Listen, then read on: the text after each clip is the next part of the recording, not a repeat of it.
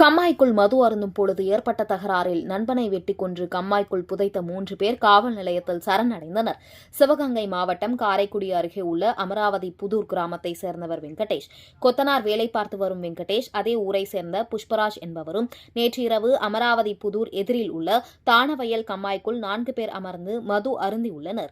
அப்பொழுது வெங்கடேஷுக்கும் புஷ்பராஜுக்கும் தகராறு ஏற்பட்டதை தொடர்ந்து புஷ்பராஜ் மற்றும் அவருடன் வந்திருந்த இருவர் வெங்கடேஷை அருவாளால் கழுத்தை அறுத்து கொலை செய்து அங்கேயே குழி தோண்டி புதைத்துவிட்டு காவல் நிலையத்தில் சரணடைந்தனர். அதன் பின்பு சம்பவ இடத்திற்கு சென்ற ஆரவயல் காவல்துறையினர் புதைக்கப்பட்ட வெங்கடேஷன் உடலை கைப்பற்றி உடற்கூறு ஆய்வுக்கு மதுரை ராஜாஜி மருத்துவமனைக்கு அனுப்பி வைத்து குற்றவாளிகளிடம் எதற்காக கொலை நடந்தது என்று தீவிர விசாரணை மேற்கொண்டு வருகின்றனர்.